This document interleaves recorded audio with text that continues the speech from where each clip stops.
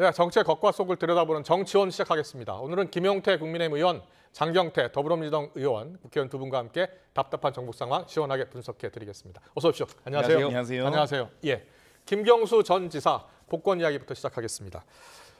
저희가 이 당내 여러 목소리 잠깐 들려드렸는데요. 국민의힘 당 내에서는 김경수 전 지사의 복권을 반대하는 목소리도 좀 있었나 봐요.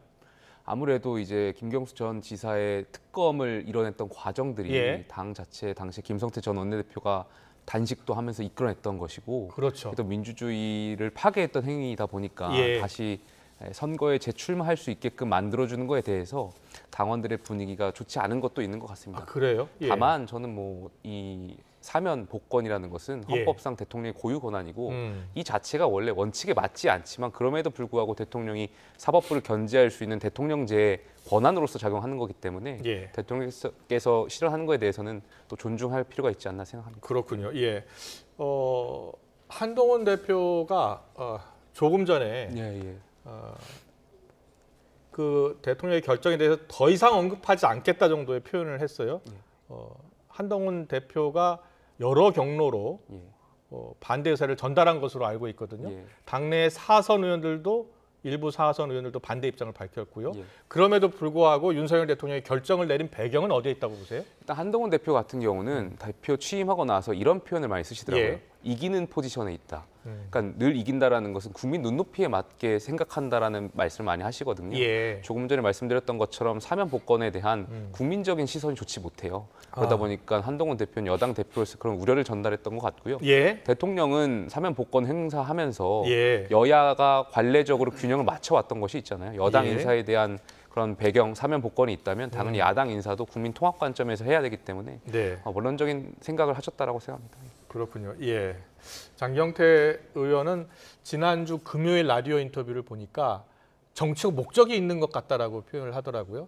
윤석열 대통령이 어떤 정치적 목적을 갖고 이번에 복권해 준 것이라고 보세요? 네, 뭐 저희는 적극 김경수 지사의 사면과 복권을 환영하는 입장이고요. 사실 오히려 22년 말에 사면만 했던 쪼개기 사면에 대해서 비판했었죠. 그렇기 때문에 오히려 복권이 늦어졌다라고 생각하고요. 오히려 이 정치적 의도에 대해서 사실상 이 원세훈 전 국정원장, 현기환 전 정무수석, 조윤선 전 장관에 대한 이 사실상 여권 인사들이 대부분 다 사면 복권 대상으로 포함되지 않았습니까? 그렇기 때문에 정말 이 뭐 어떻게 보면 마치 구실 맞추기식의 이 복권에 대해서는 당연히 정치의 의도가 있을 수밖에 없다고 보고요. 그 의도에 대해서 이 한동훈 대표마저도 국민이 공감하기 어렵다라고 직격탄을 날리지 않았습니까?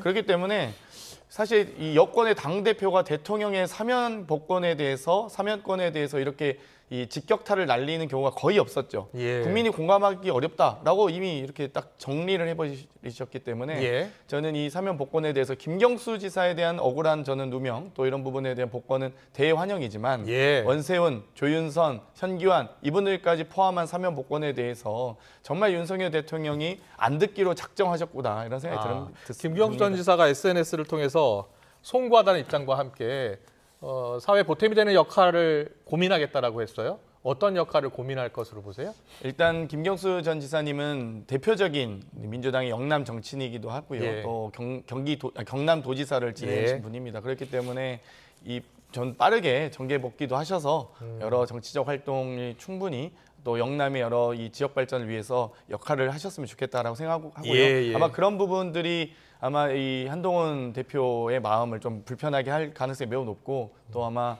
이런 적극적 활동들이 이 국민의힘 지지자들에게는 매우 눈엣 가시로 보일 가능성이 매우 높다라고 보기 때문에 저는 오히려 김경수 지사께서 사회적 역할 또 정치적 역할까지 나가 이 폭넓게 적극적인 활동 활약해 주셨으면 좋겠습니다. 일부에서는 당내에서 비명계의 90점 역할을 기대하는 당내 인사들도 있을 것이다라는 분석이 있던데. 뭐 전혀 그럴 가능성이 없고요. 저는 김경수 지사님이 정치적 역량이 충분하신 분이고 역할을 많이 하셨으면 좋겠습니다. 김경수 전 지사가 오늘 복권이 되자 이재명 전 대표도 입장을 밝혔어요. 더 큰 역할을 할 것으로 기대한다, 환영한다는 입장입니다.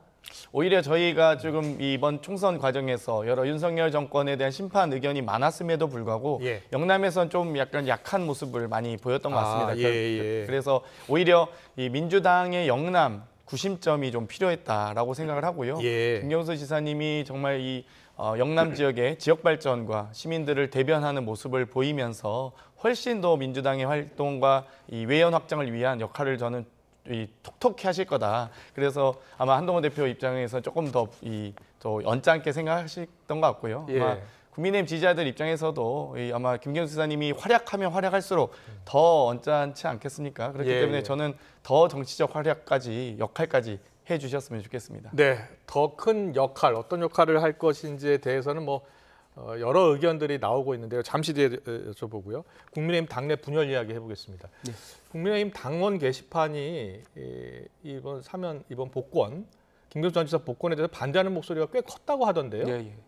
저는 그렇게 자유롭게 말씀하시는 게 더 자유민주주의에 가깝다고 생각해요. 그러니까 다원주의인 거고 대통령이 어떤 결정을 한다고 하더라도 여당이 모든 걸 다 수용하는 건 아니잖아요. 당연히 당원분들이 당원 게시판에 반대나 우려에 대한 목소리도 내는 게 건강한 정당이라고 생각합니다. 민주당하고는 다르게. 김종혁 전 김종혁 최고위원이죠. 김종혁 최고위원은 오늘 라디오 당원 게시판 이야기를 하면서 야권 인사 총리설 때보다도 더 심한 반발이 있다.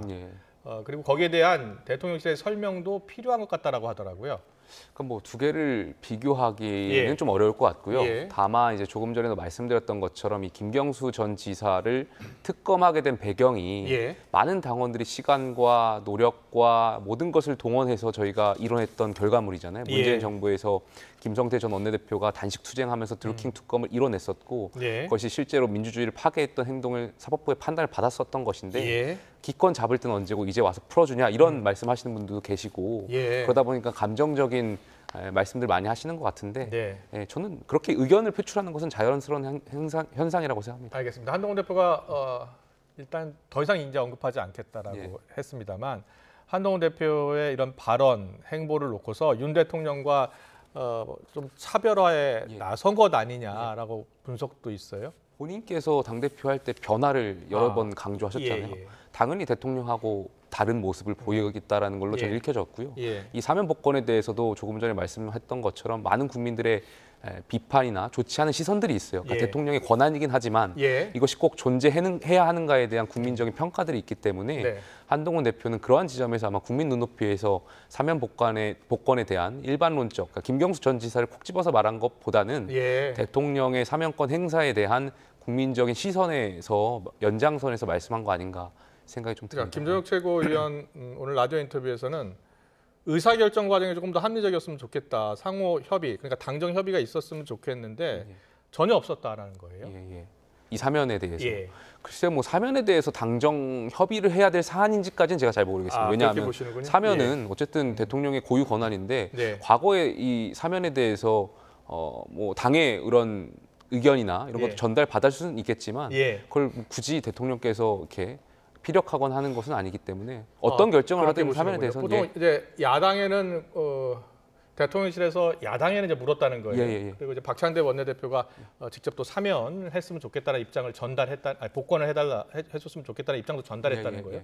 야당하고는 이렇게 주고받는 의견이 여당하고도 있었는데. 많은 분들하고 또 의견을 조언을 구하거나 하지 않았을까 하는 생각이 듭니다만 그걸 콕 집어가지고 대표와는 상의 안 한 걸로는 확인되는 것 같네요. 그러니까 자, 어떻게 보고 계세요? 그러니까 아니 대통령의 사면권은 고도의 대통령의 통치 행위입니다. 그래서 이 여러 입법부가 입법권을 행사하더라도 대통령이 거부권 행사하듯이 사법부의 판결에 대해서도 대통령이 행정부가 어떤 거부권을 사법부의 이 거부권을 행사하는 게 어떻게 보면 사면권이거든요. 그렇기 때문에 대통령의 사면은 여러 가지 정치적 의미와 해석을 나올 수 있습니다. 뭐 국민통합부터 여러 가지 어떤 뭐 다양하게 해석될 수 있지만 그 중에서 하나가 이 대통령의 사면권을 행사하기 전에 국가 원로부터 각 정당, 학계, 시민사회계에 이르기까지 다양하고 폭넓게 의견 수렴을 과정을 겪습니다. 그런데 저희 야당에는 의견을 물었고 여당의 대표에게 의견을 안 물었다? 이거 자체가 무슨 국민 통합은 하면서 이 여당 통합은 안 하나요? 그러니까 이 말 자체가 안 되는 거고요. 대통령에서 뭐 공식 입장이 나오지 않았고 또 여당에서 공식적으로 한 이야기는 아닌데 일단은 김종혁 최고위원 라디오 인터뷰를 들어보면 이게 당정 간에 전혀 의견 교환이 없었구나라고 이렇게 추측할 수 있는 인터뷰를 해서 물어본 거예요? 뭐 어찌됐건 대통령의 결심도 당연히 존중받아야 되지만 집권 여당의 대표의 건의를 이렇게 묵살하는 모습을 계속 보인다면 그 무시하는 것으로 계속 보인다면 어떤 당원과 지지자가 과연 당 대표를 존중하며 대통령의 결정에 대해서 신뢰를 할 수 있겠습니까? 그러니까 정말 이 여당 대표와 대통령이 좀 더 긴밀하게 상의하시고요. 그러니까 저희 야당도 당연히 상의했으면 좋겠고요. 여당도 좀 상의하시면 좋겠고 기본적으로 좀 남의 말을 좀 듣는 대통령이셨으면 좋겠습니다. 네, 알겠습니다. 최재성 전 수석은 한동훈 대표가 이 복권 반대 입장을 밝히면서 김경수 전 지사의 어떤 체급이 좀 더 커진 것 아니냐, 키워준 것 아니냐라는 또 해석도 하더라고요. 그렇죠. 그러니까 예를 들면 어찌됐건 이 대통령의 사면 복권 대상자 중에 다양한 전현직 국회의원 또는 장관급의 인사들이 즐비합니다. 물론 대부분 여당 인사지만 그럼에도 불구하고 이 사면 복권에 대해서 대통령과 집권 여당의 대표가 충돌하는 모습을 보이면서 어찌되었건 이 야권의 정치인인 김경수 전 지사에 대한 체급이 당연히 올라가고 또 많은 전 국민적 관심을 갖게 된 것 아니겠습니까? 그렇기 때문에 뭐 저희 입장에서는 당연히 적극적으로 환영할 수밖에 없고요. 이런 여권의 분열 양상에 대해서도 안타깝지만 어찌됐건 저희도 그 현상이 뭐 결코 불리하진 않다라고 봅니다. 그렇게 보시는군요. 알겠습니다. 어제였죠. 윤 대통령과 이명박 전 대통령 어제 첫 만찬 회동을 했어요. 이 시기에 만찬 회동한 이유는 어디에 있을까요? 글쎄 뭐 여러 가지 의미가 있을 수는 있겠는데 과거에 이제 2022년에 사면 복권 할 때 사실 이명박 전 대통령 사면할 때 김경수 전 지사가 사면이 같이 됐었죠. 뭐 여러 가지 정치적 해석이 있을 수도 있고. 형집행 정지 사면 말씀하신 거죠? 그때 이제 그 사면하고 나서 이제 사면해 준 겁니다. 5개월 남았었는데요. 복권을 한 것이고요. 그러한 어떤 정치적인 조언을 듣기 위해서 자리를 마련한 걸 수도 있고 최근에 이제 또 체코 원전을 수출 성공했던 거 아니겠습니까? 이명박 정권 때 저희가 원전 강국으로서 역할을 많이 했기 때문에 그러한 원전 생태계 복원에 대해서도 이야기를 나누지 않았을까 생각이 좀 듭니다. 윤석열 대통령과 이명박 전 대통령 어제 만찬 회동을 한 건데 이명박 전 대통령이 당이 똘똘 뭉쳐야라 정권 재창출을 할 수 있다라고 이야기했나 봐요. 뭐 전직 대통령으로서 원론적인 말씀하셨다라고 생각되고요. 거듭 말씀드리지만 저는 다양한 의견을 표출되는 게 중요한 것 같습니다. 저희 당이 과거에도 똘똘 뭉쳐서 오히려 지금 민주당 같은 모습을 보이다가 비판받았던 지점이 있거든요. 그래서 저는 다양한 의견들, 갈등이 존재하는 건 너무나 당연한 거라고 생각되고요. 그 갈등을 어떻게 극복하고 해결해 나가는 것이 정치력이라고 생각합니다. 장경태 의원도 그렇게 보세요? 어제는 그냥 사면 파티, 사면 회식하신 거죠. 그러니까 사실상 이명박 전 대통령과 관련자들 다 이렇게 풀어주면서 본인이 수사해놓고 본인이 풀어주기 때문에 더 비판받는 거 아니겠습니까? 원래 정치적 통합과 이 사면권 행사 과정은 전직 대통령과 혹은 정직 정권에서 문제가 됐던 부분들을 차기 대통령이 국민통합을 이야기하면서 사면해줘야지 본인이 수사하고 본인이 잡아들여놓고 본인이 또 이렇게 풀어주는 경우는 없었습니다. 어찌됐건 이 과거에 그렇군요. 전대 낙선자 회식 한번 하셨었잖아요. 7월 24일 날 하루 뒤에 바로 낙선자 회식 하셨는데 이번엔 사면 회식 하신 거죠. 알겠습니다. 잘 들었습니다. 이상의 의미가 없습니다. 자, 다음 키워드로 넘어가겠습니다. 네, 다음 키워드 3종 세트인데요.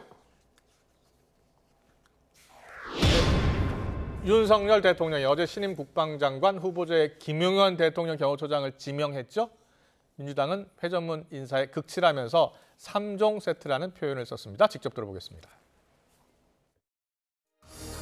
이틀막 졸속기 전 수사 외압 3종 세트 김용현 국방부 장관 지명 당장 철회해야 하라는 제목으로 기자회견을 하겠습니다. 나라를 지켜야 하는 국방부 장관 자리에 대통령의 신기만 챙기는 인사가 오는 게 적당한지 의문입니다. 안보 상황이 굉장히 엄중한 상황 아니겠습니까? 전문적이고 또 국방의 가장 책임을 질 수 있는 그런 인사들로 이번에 안보 라인을 구성했다 이렇게 보여집니다. 자, 윤 대통령이 이제 휴가 기간 외교안보 라인 인사를 검토한 것으로 전해졌고요. 이제 어제 발표가 됐습니다. 신원식 국방장관이 이제 국가안보실장으로 가는 거예요. 그 김용현 경호처장이 국방장관으로 이제 지명을 한 거예요. 어떤 배경이 있다고 보세요? 방금 곽규택 의원님이 뭐 이 엄중한 국가 안보 상황에서 더 전문적인 분을 모셨다고 하는데 그럼 예. 신원식 전 장관은 전문적이지도 않고 군 출신도 아닙니까? 그런 것도 아니죠. 예. 신원식 장관 지금 장관 임명된 지 얼마나 됐습니까? 예. 정말 짧은 시간밖에 안 됐는데 또 경호처장도 마찬가지입니다만 예. 저는 아마도 이 문제가 이 대통령실 제2부속실 설치와도 아주 밀접한 연관이 있다. 예. 김건희 경호처장을 만들기 위해서 교체하는 거다라고 생각합니다. 김건희 여사를 위한 경호처장이라 보고요. 지금 예, 경호처장도 그렇고 신원식 장관도 그렇고 임명된 지 얼마 되지도 않았고 또 나름 뭐 이 윤석열 대통령 입장에서는 아마 충실하게 역할을 수행하고 있는 것으로 보입니다. 예, 뭐 저희 예. 입장에선 대단히 반대고 부적절하지만 예. 그럼에도 불구하고 하는 것은 아마도 제2부속실 설치로 인한 모든 대통령실과 관련된 연락처 통화 내역은 경호처가 통신보안을 담당합니다. 예. 그런데 아마도 충암고 1년 선배인 김용현 처장에게 보이긴 좀 민망했지 않았을까 이런 생각이 들고요. 예. 2부속실 설치로 인한 김건희 표 경호처장 임명을 위한 교체라고 생각합니다. 저는. 그렇군요. 그렇게 보시는군요. 자, 여기에서 김용태 의원은요?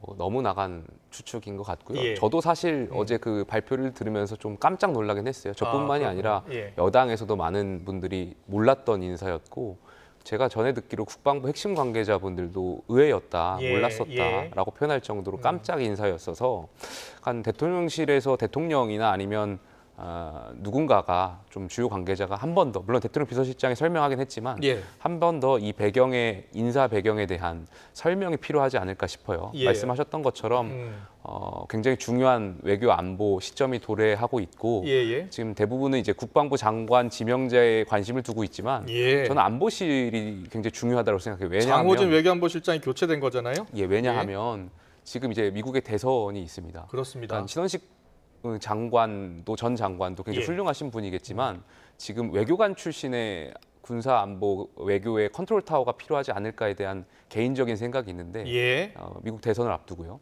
그럼에도 불구하고 이제 신원식 전 장관을 안보실장으로 임명하게 된 배경 여기에 대해서도 대통령이나 외교 안보 워낙 중요하니까요. 좀 예.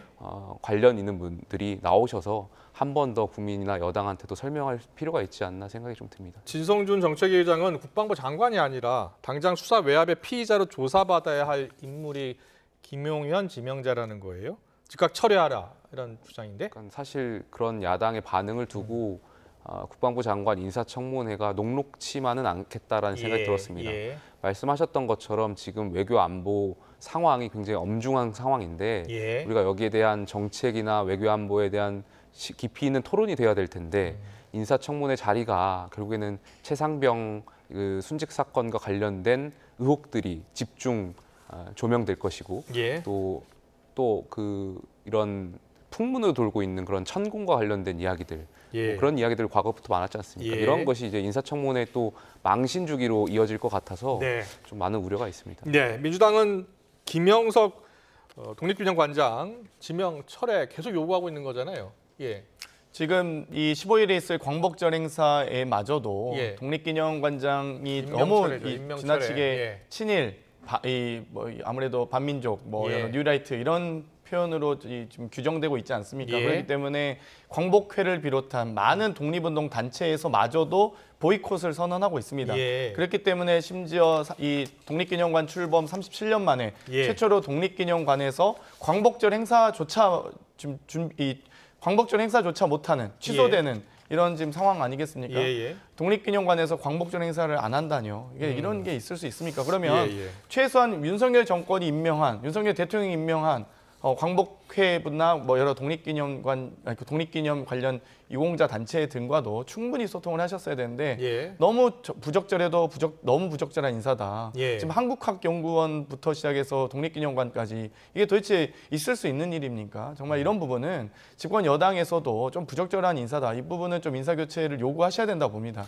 그러니까 뉴라이트 기관장 임명이라는 주장이잖아요. 근데 이제 김영석 관장은 본인은 뉴라이트가 아니다라고 주장하고 있고요. 그러니까 뉴라이트가 본인이 아니라고 해서 본인이 자기가 매국노라고 생각하겠습니까? 예. 당연히 아니라고 주장할 테고요. 이 뉴라이트 또는 저희가 친일 사관이 있다고 하는 건 예. 식민지 근대화론에 기반한 예. 조선이 스스로 발전할 수 있는 동력이 없었기 때문에 네. 일본 제국주의에 의해서 한국이 근대화를 이뤘다라는 이론이잖아요. 그 예, 이론에 맞습니다. 대해서 이용훈 전 교수부터 시작해서 다 낙성대 경제연구소나 이 김영석 교수에 이르기까지 예. 대부분 다 그 주장에 대해서 동의하고 위안부는 자원봉사였다 이렇게 표현하는 분들을 어떻게 독립기념관장을 시킵니까? 차라리 그 중앙공무원 인재연구원 원장이나 이런 다른 자리 시키시면 그거야 인사권이니까 예. 어쩌다 하시라도 독립기념관장만큼은 그렇게 하시면 안 되죠, 정말. 자, 지금 민주당 같은 경우에는 광복절 경축식에 불참하겠다는 입장이죠. 네, 저희는 이 광복회나 다른 독립운동 단체들과 함께 백바원 기념관에서 예. 광복절 행사를 이 오전 10시에 함께 동참할 예정을 하고 있습니다. 그렇군요. 네, 김용태 의원님은 어떻게 보고 계세요? 지금 임명철에는 없을 것 같은데. 예. 장경태 의원이 지적하셨던 부분 중에 공감 가는 부분은 그 독립기념관장을 임명할 때는 예. 광복회 회원분들이나 아니면 순국선열의 후손분들의 의견이 좀 존중돼야 된다고 생각해요. 예. 근데 지금 그렇지 못한 상황들인 거잖아요. 어떻게 해야 됩니까? 전 여기에 대해서도 대통령하고 직접 이러한 광복회 회원분들의 입장을 네. 전달하고 수용할 필요가 있지 않을까 생각이 들고요. 예. 그러니까 문제가 있는 발언들이 있다면 당연히 독립기념관장한테 어떤 생각인지 저희가 좀 들어볼 필요도 있을 것 같고요. 예. 저희 보수정당은 당연히 임시정부에 적통이 있다는 것을 당연히 인지하고 있고 당연히 예. 그렇게 생각하고 있고요. 예. 또 그 일제 강점기 시절에 일본 일제에 저항했던 그러니까 국가를 나라를 지키고자 했던 분들에 대한 존중은 당연히 보수 정당이 앞장서야 된다고 생각합니다. 예, 지금 여권에서는 야당이 지나친 공세를 하고 있다라는 주장을 펴던데요. 그러니까 뭐 야당이야 정쟁의 도구로서 이용할 수 있겠지만 예. 그것보다도 핵심은 광복회 회원분들에 대한 입장이 중요한 것 같습니다. 그렇군요. 알겠습니다. 광복회 의원들의 목소리를 좀 더 듣고 임명했어야 되지 않느냐라는 그런 아쉬움까지 전하셨습니다. 다음 키워드로 넘어가겠습니다.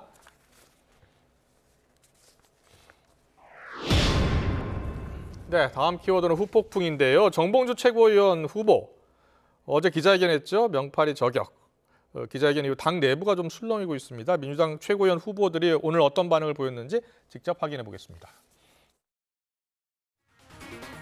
밀정 정치를 척결해야 새로운 세상으로 나아갈 수 있습니다. 전당대회 관련해서도 질문이 있으실 것 같지만 오늘은 투표 참여 호소만 하겠습니다.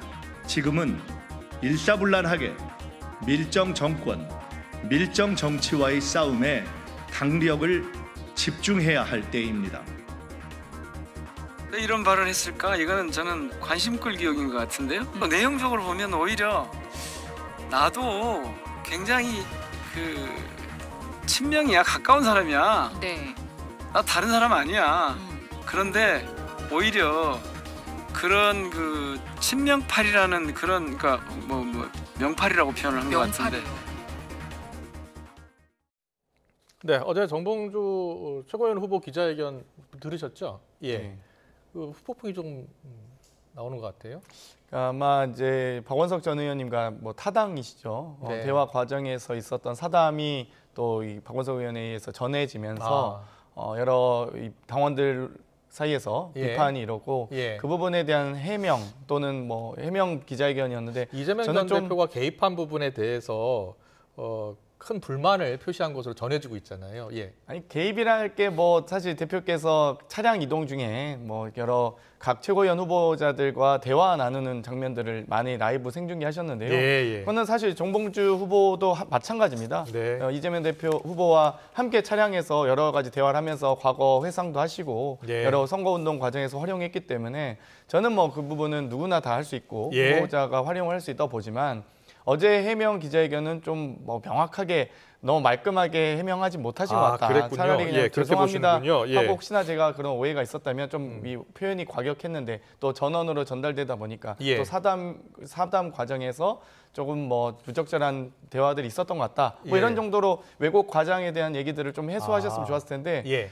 굳이 저런 워딩을 만들어서까지 회자되게 하는 건 불필요하다 보고요. 당 내부의 암덩어리 명파리를 잘라내야 한다라는 표현을 이번 썼거든요. 주가 예. 저희가 골든 위크입니다. 예, 그래서 지금 전국 순회 경선을 했지만 사실 과반이 50%가 투표하지 않은 상황입니다. 그래요? 그러니까 예. 지금 이 30%가 저희 국민 여론조사를 반영하고요. 그렇죠. 14%가 대의원을 반영하기 때문에 예. 44%의 투표가 남아 있고요. 지금 서울 지역 당원들, 권리당원의 투표도 한 8% 정도가 남아 있습니다. 그렇군요. 최소 예. 52% 이상이 지금 선거인단이 남아 있는 상황이기 때문에 예. 전체 선거인단에서 48% 그리고 전국 순회 과정에서 다 온라인 투표만 했고 예. 지금 저희가 ARS 투표는 다 남겨둔 상황입니다. 그래서 그렇군요. 지금 이 광주나 부산, 대구에서 아직 투표 못하신 당원들도 모두 ARS 투표를 참여하실 수 있는 상황이기 때문에 예. 아직 이 선거 결과를 예단하기엔 너무 이르다라고 보고요. 아무튼 50% 이상의 선거인단 전체 선거인단의 과반 이상이 투표하지 않은 상황이다라는 것만 알고 계셨으면 좋겠습니다. 그렇군요. 더불어민주당 최고위원 후보 득표율을 보여드리고 있는데요. 김민석 후보가 18.03% 1위,